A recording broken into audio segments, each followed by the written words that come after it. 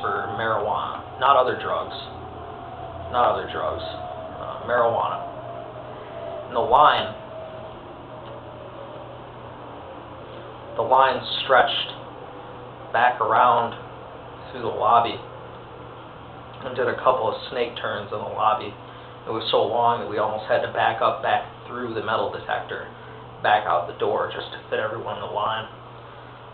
And these people are all waiting in line to pay fines. And I see this line of people,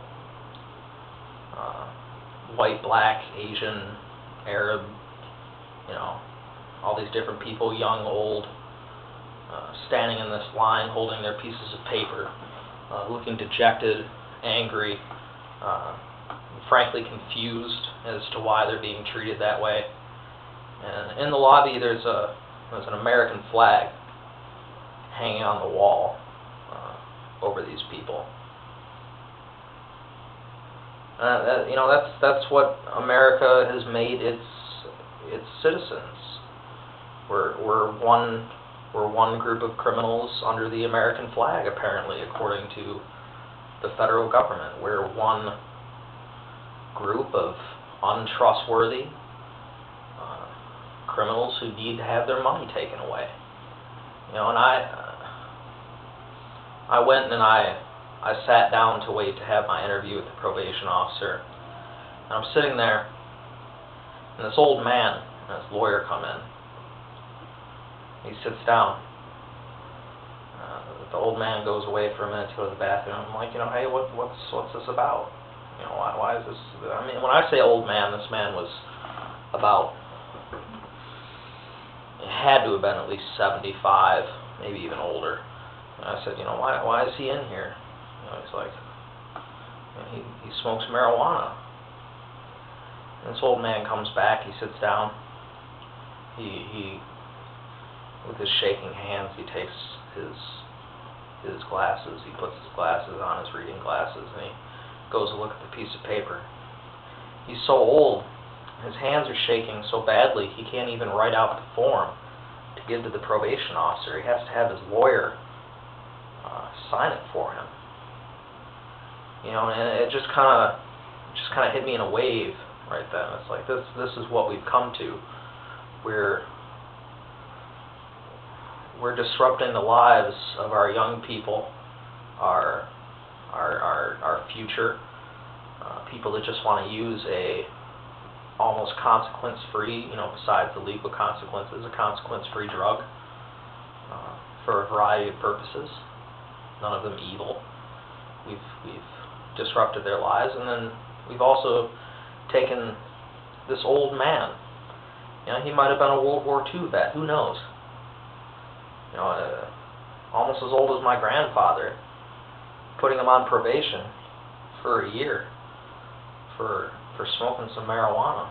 I mean, I don't know why. Maybe to help his arthritis. Maybe he has some kind of pains. Maybe it just brings him some joy. I don't know. Maybe he doesn't have any family, and that's what he needs to get along. And they've taken this man and they've taken this kid and they've thrown him in the same boat. The castaways. These kids that society doesn't want. You're not good enough. You're not good enough to be left alone. You drinkers, you smokers, you prescription drug users, you are fine. You're using the tax drugs. You're using our drugs. You're using the drugs we give you. But you other folks,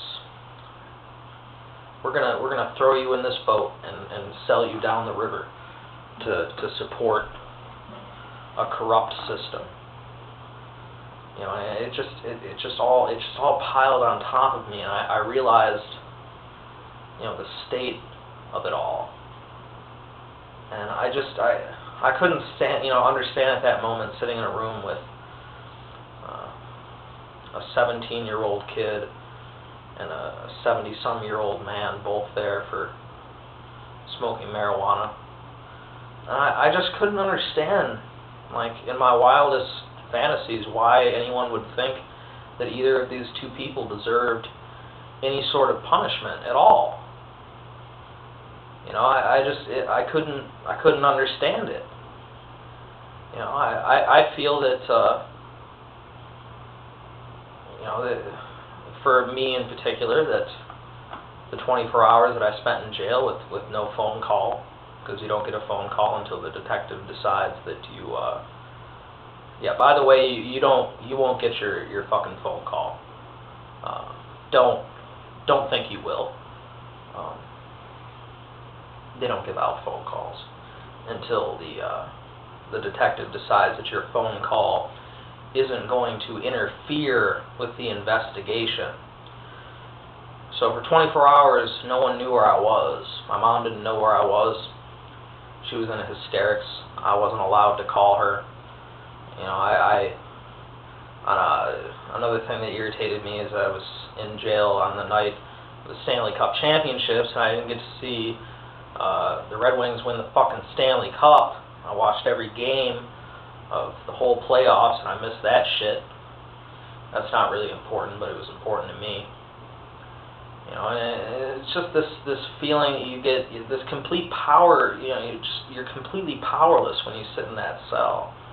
You know, and I know a lot of you have been in jail, and you know, obviously, 24 hours isn't really shit, but you get the general feeling of the idea.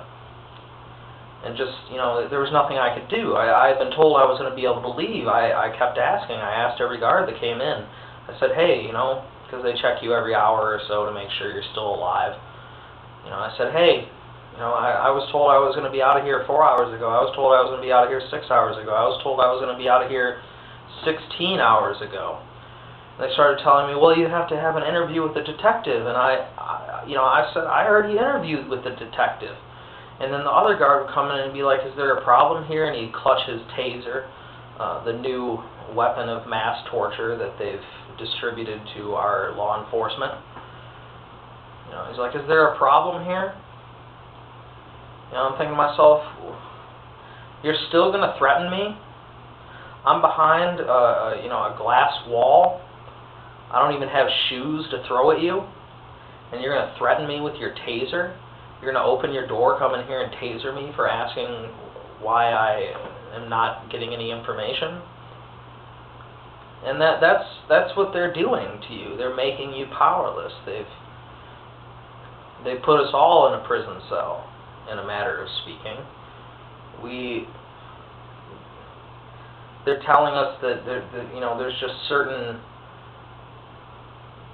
personal choices that don't affect anyone else, that you can't choose. It doesn't matter who you are. It doesn't matter if you're an Eagle Scout. It doesn't matter if you're a fucking physicist or a doctor or a lawyer or a teacher or a mom or a dad. It doesn't matter. Because the only thing that matters to them is that you're a druggie. It doesn't matter what you are outside of that cell, or outside of that probation department, or outside of that courtroom. To them, you're just a druggie. And what the guard said when they finally let me out, he said to me, he said, well, first he said, you're a piece of shit drug dealer. I'm like, I didn't deal any drugs. I was just in a car that had some drugs in it. And he's like, well, then you're a fucking druggie. You're a piece of shit. You know, I was like, okay. You know, and he took me into the side room where you have all your shit in your lockers.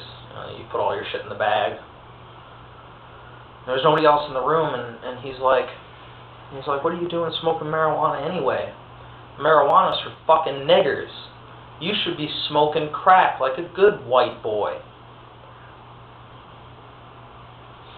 And these are the people that we've put in power. These are the folks that we've given the gun and the badge. That this is the mindset that this drug war, this drug policy, this war on an entire segment of the population has bred.